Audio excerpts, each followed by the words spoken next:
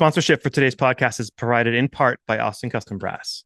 Austin Custom Brass is the largest Adams brass dealer in the United States. Adams Brass makes some of the world's finest trumpets, flugelhorns, trombones, euphoniums, and tubas. Find out why some of the most renowned musicians in the world play Adams Brass, like many of the brass musicians from the Rotterdam Philharmonic Orchestra. Trent Austin, founder of Austin Custom Brass, is also an Adams artist. You can call Austin Custom Brass today at 816-410-0826 to learn more about Adams Brass or visit their website at www.austincustombrass.biz. Austin Custom Brass is located in Kansas City, Missouri. You can visit their shop to try Adams Brass instruments and many other brands of instruments, or you can call them online, have stuff shipped to you. They work with an entire band program. You can do bids in the PO process and fit within your budget and all that. They're an amazing resource for brass players. Check them out. Excelsior Music Publishing is proud to sponsor the Growing Band Director podcast with a roster of imaginative composers, including composers who have been featured on this podcast, such as Carol Britton Chambers, Laura Estes, and Tyler Arcari. Excelsior Music Publishing provides new music for concert band, jazz ensemble, solo and ensemble, as well as books and resources for all levels and occasions, including a large and festive selection of music for your fall, holiday, and Christmas concerts. Find your perfect next piece at excelsiamusic.com. That's EXCELCIA music.com. Welcome back to the Growing Band Director podcast. This is episode number 218. I know all of you who are teaching full-time and probably even part-time as well are making a huge difference in your students' lives. You're making a huge difference in the lives of other teachers. You're making a huge difference in the lives of our profession, especially if you are continuing to grow.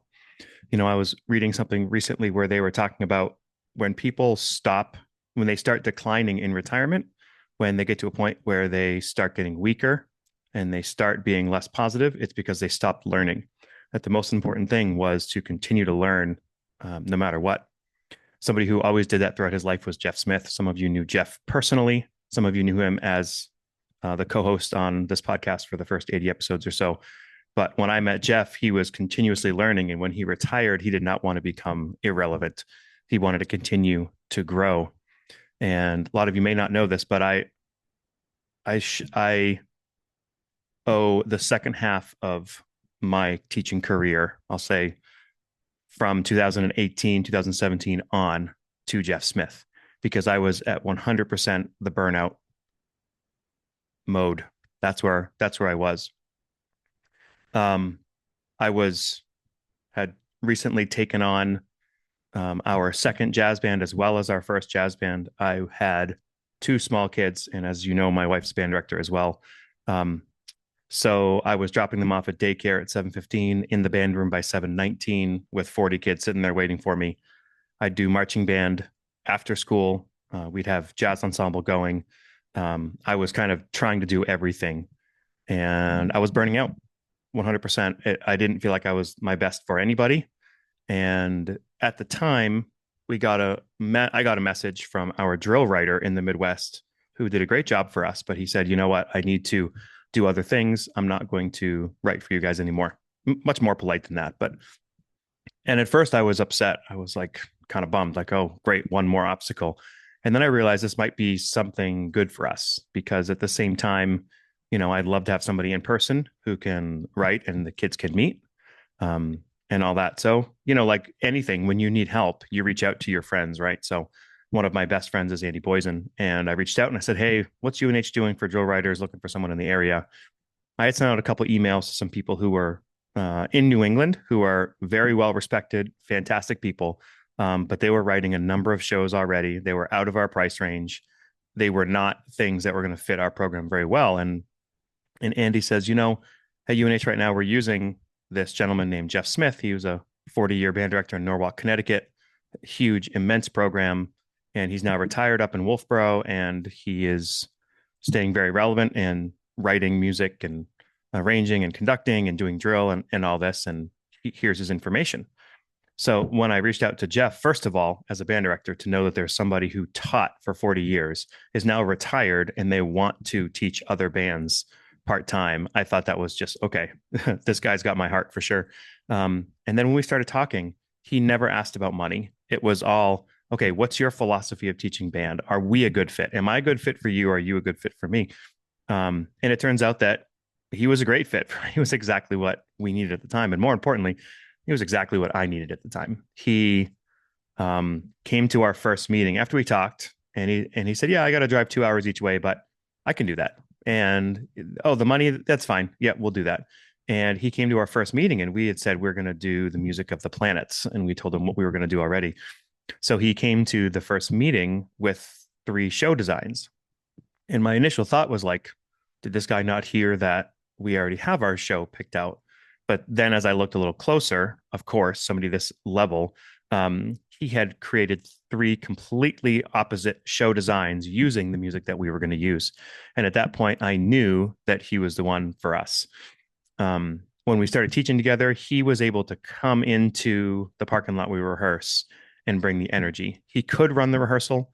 We could run the rehearsal together. But when I finished a full day of teaching and I just left wind ensemble, no students were then out of the parking lot. They then had a new voice, someone with some energy that wasn't teaching all day. And what this did was allowed me to manage a little bit more, to step back a little bit more. And I learned from him a ton as well. He continued to grow, continued to learn. We could have these conversations, which were amazing. He would say, "Kyle, have you thought about this?" And then I think about it. Many times I would agree and we would do it. And then a lot of times I would say, "No, we're not going to do that. And here's why." And he always understood that I was the band director. He was there as the visual designer, drill instructor to help. And he knew how much I appreciated his wisdom, but that it was my show to make decisions. And on the contrary, there was also times when I would come out of school and we'd be warming up or before rehearsal and we'd just have a minute to chat, and I would just vent to him about something that was going on. And he would listen and he would say, "I hear you. Yep. I went through that. This is what happened with me. Here's some advice," or maybe just a person to listen and just to have somebody there to talk to as a sounding board. He became a mentor. I only knew him 8 years before he passed away this past year. But made a profound impact on my teaching life. And what he's done is revitalized and allowed my program to continue to grow with me there. And I'm a better teacher now. I have more energy and I'm able to do so much more. I learned from him. One of the biggest things I learned from him is the attention to details. Now, I always had attention to details, but when you're managing 1,000 things, it's hard to do that in some ways. So he just sort of re-energized and refocused in the way that I was doing things. And we were always looking to do things a little differently. We say, "Hey, have you thought about this?" Like, for example, changing uniforms every year, like having a different uniform we always do that with guard, but what about the musicians? Because if we have a show design that say is about, I don't know, the ocean, and all of a sudden your uniforms are red, well, that doesn't make a lot of sense. So we did a lot of things that he sort of pushed us to do. And I really respected him for that. And so that's why when we started the podcast, we were a really good fit to get together. So, one of the podcasts I listened to is That Band Life with Jeff and Bobby. And one of the things they talk about is when you're designing a show, and I think this was the episode with Michael Gray last year. If people haven't heard it, they should check it out. They talk about, okay, what do you want your students to learn as you're designing a marching band show? Like, what are they going to get out of it? What do you want them to learn, starting with that end in mind? And what are your tools? What are the things that you can do as an ensemble? And what are the things you can't do? Like, for example, in my school, we're a pretty low population school. Our band is about 60. We are not going to play really loud for an extended period of time because it's just not in our toolkit. So, we have a really strong this section, we have a weaker this section. Taking account of those things was really important. So last year, as we finished a season and Jeff passed away tragically in that car accident, we knew our show design was going to be about honoring him. So we went through a lot of different things as far as how we were going to do it, but I want to kind of tell you how we came across what we did and the impact that it's had. So we ended up titling the show Legacy, and we wanted to honor Jeff in that, but we also didn't want to make a show that was so about Jeff only that people watching in the stands who didn't know Jeff couldn't relate to it. So we were really intentional about connecting with people. And throughout the season, people were crying, judges were crying. There was lots of emotion happening of people who just saw the show for the first time. So we knew that we had, done our job with that. So the design of the show, we opened up with leader of the band, sound file from Dan Fogelberg, which perfectly encapsulates sort of Jeff's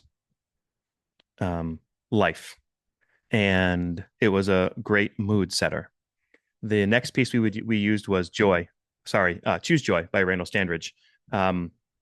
This piece was in the moment, we knew that as we were really sad, Jeff would want us to choose joy. Also, it starts very abruptly and very strong, and Jeff had a way of doing that in rehearsal too. He'd come right out and light that fire under you.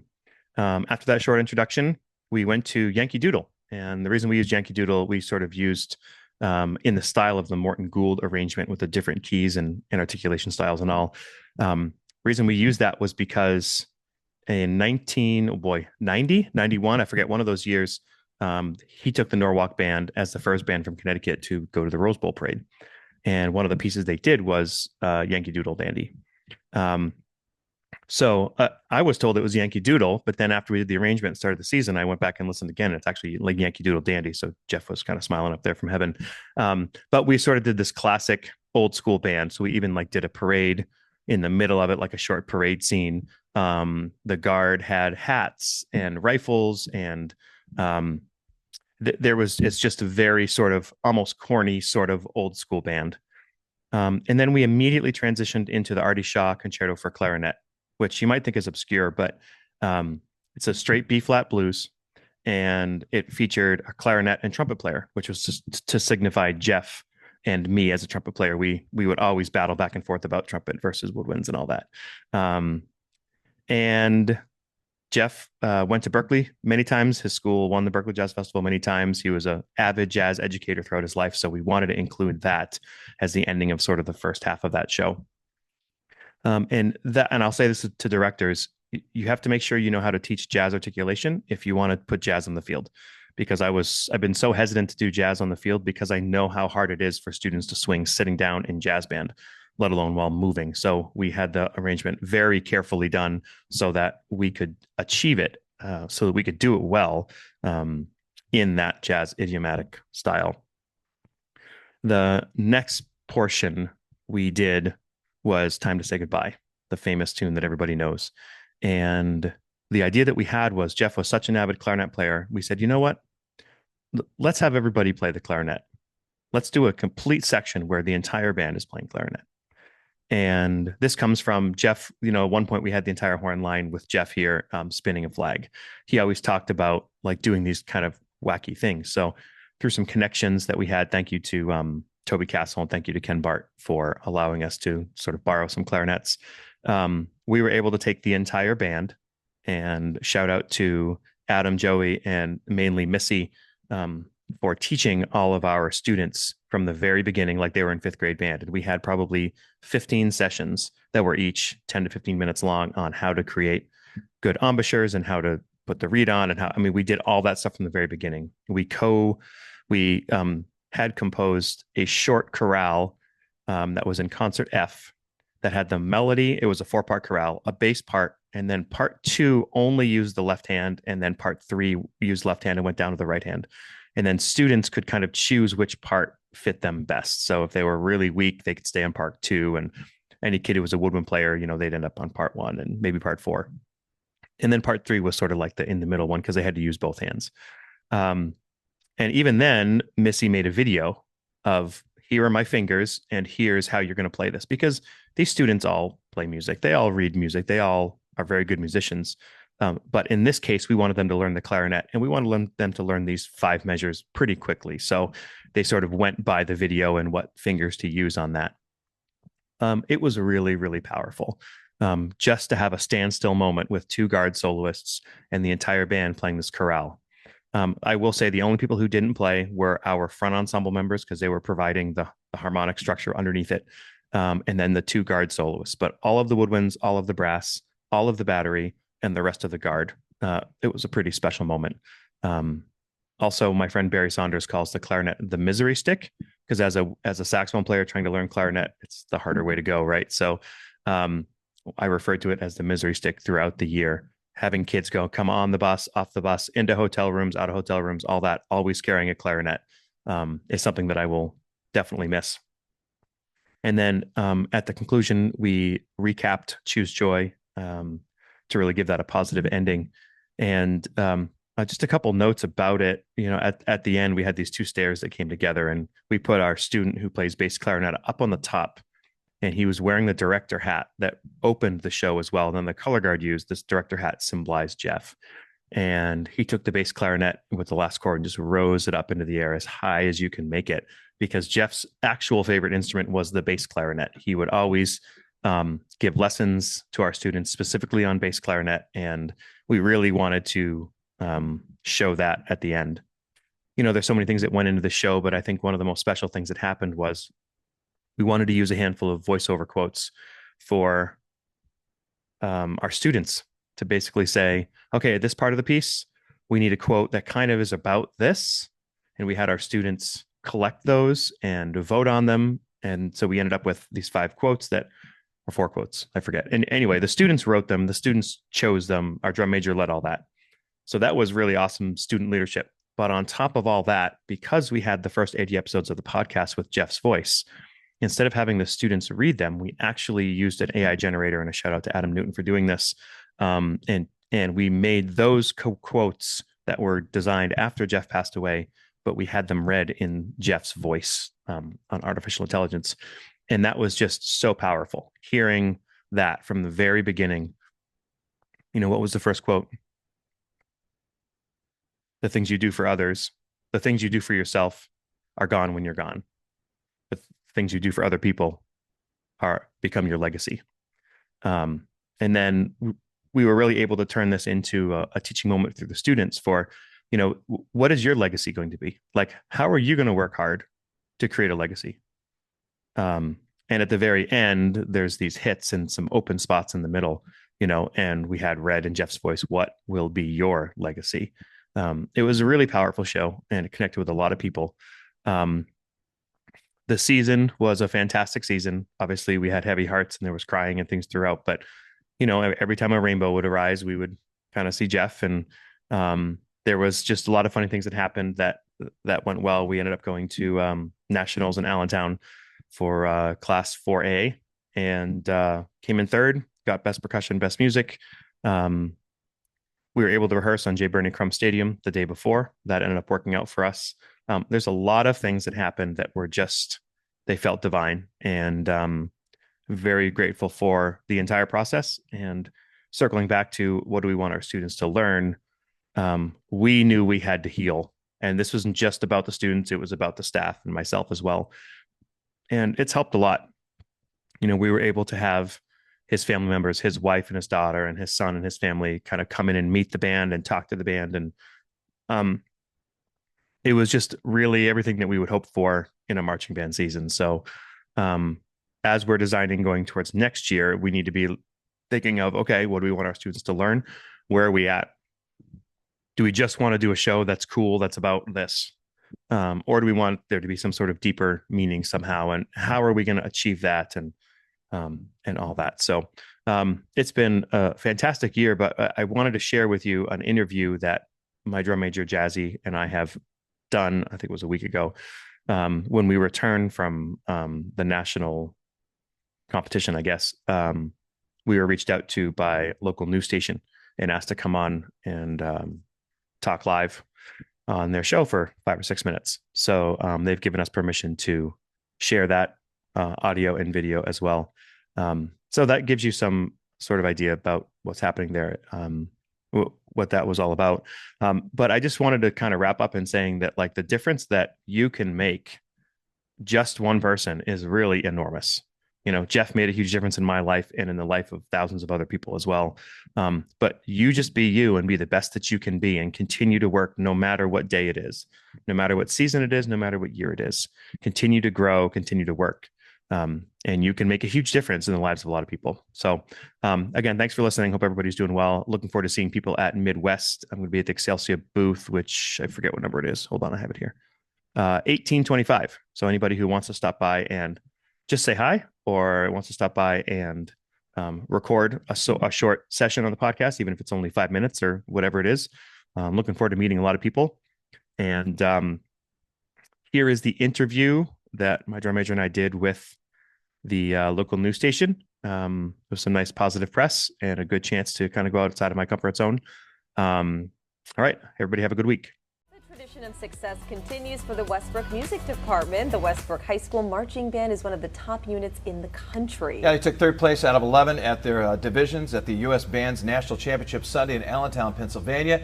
Joining us this morning to talk about their big weekend and season is music director Kyle Smith and also drum major Jazzy Alcid. Hey guys, both, obviously you guys wanted to take first place. That's the goal, but to be one of the top three in your division in the country, I mean, you got to pinch yourselves and go, wow, we did that? Yeah, it was pretty awesome. So tell us how special the whole, experience was. You even said that you watched Drumline on the way down. It's so cool. Yeah, it's just great to get a chance to get out of town and see other groups from every sort of walk of life. What was really special, I don't want to speak for Jazzy, but about the show was the way we designed it after our former drill instructor who passed away a year ago, actually Saturday, pretty tragically. So we designed a show called Legacy, which is honoring him and his career as a 45-year band director. So we designed the whole show around his history as a band director, and we really try to relate it to the students as to what are you going to do in your life to be able to create a great legacy for yourself. Yeah, let's talk about when you were up, of course, in front of the band, directing them through this championship. And did you feel it that man, this is the show? This is going to get us one of the top first, second, or third? It's definitely like I just wanted to get them through it, and like you don't really feel it when you're up there because you're not facing the audience, but you know that the show is pretty special. And it sounds like you got a couple of caption awards too. Can you talk about what those were and how important those are too? Sure, we won Best Music and Best Percussion, and we were rated on 5 captions, and those were 2 of them. So out of all of the bands that were there, to have the high mark in both of those was pretty special. That's funny. My son plays high school baseball, and even back in May and June, I could hear the drum line practicing from way across from, again, where I'm located, near the football stadium, baseball field, all the way to the main part of the campus. So, I mean, so you know you guys had a great percussion. Yeah, they're always hardworking. I love them. Love to see them work. And they're the heartbeat of the band, so Jazzy rehearses with them all the time. Yeah. What kind of preparation goes into, participating in something like this?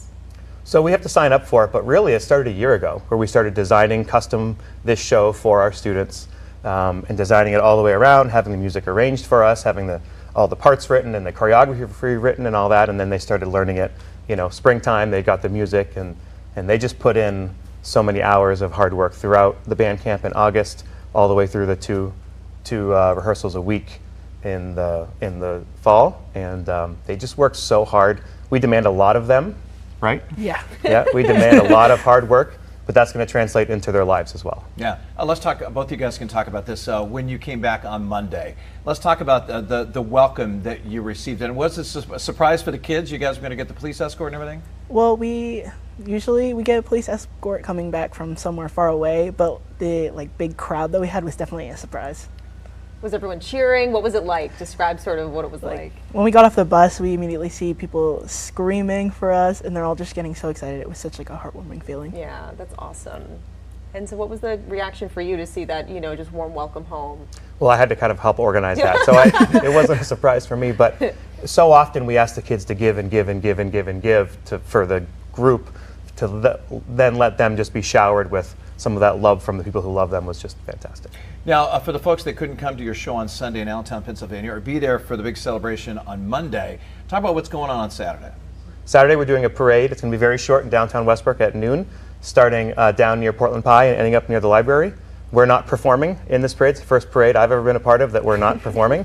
We're just going to be in uniform and kind of throwing out candy to kids and saying hi to people and taking pictures, and there's going to be some music going. It's going to be fun. That's awesome. And Jazzy, what's your just overall favorite part of being involved in this? I think my favorite part is definitely getting to really interact with all the kids that I get to and see them smiling and see how hard they'll work. Yeah, I can't believe how much hard work goes into this. Yeah, let's say, I did sports and music, and I got to say, I did marching band too, and it seems like it was harder to do marching band than it was the sports I was in. All the practice that starts, and it's really year-round for you guys. It is, yeah. We have a winter percussion and winter guard program, and even in addition to that, the reason these programs are successful is because we have a scheduled band throughout the day from 5th grade up through 12th grade. So these students are learning how to play their instrument, how to do all the things they need to do, so that when they get on the field to march, then they'll be successful. So are you already thinking about next year? 100%. What can we expect? Any sneak peek or any plans in the works? We haven't made that decision yet, but we have some ideas. Yeah, West Park High School has been known for its marching band program for a long time. I mean, ever since I've been here, and that's the 90s. What makes it so special when it comes to your program in the school department? So I'll speak as a teacher. One of the most important things is that there is a director of music that is an administrator, because a long time ago in the 60s, there was a superintendent who said it's important that, because some principals, that they can lean on an administrator who is a musician, who understands what goes on. So we have that advocate in Suzanne Prue, who's our director of music. She's just fantastic, and she allows us to kind of organize and stay focused on the mission with the kids. And maybe some question for you, Jazzy. For me, it's definitely like being able to connect with like older students that have already been through the program, and that's what really keeps kids going, is because I have an older friendship. So if they're coming from middle school and high school, they already have that connection. So school's not as scary because I have that older kid, and marching band is also less scary because I have another kid to lean on. Yeah, it's like a family too, all you guys together. It totally is. All right, so tell us again the timing and location for Saturday's Big Bash. It's at noon, downtown in front of Portland Pie. We'll be going up the street to the library. Awesome. All right, sounds good. Hey, congratulations, Yeah, you guys. congrats. Thanks so much. So exciting. We sincerely appreciate you taking your valuable time and listening to the Growing Band Director podcast. Your students are very lucky to have a band director like you. If you have any suggestions for episode topics or think you have an area of expertise to share on a show with us, please reach out. If you enjoyed this episode, don't forget to subscribe. And if you want to help spread the word, please give us a 5-star review and tell your band director friends to subscribe as well. We're available on Apple Podcasts, Spotify, our YouTube channel, and wherever you listen to podcasts. Thanks for listening to The Growing Band Director. See you next week.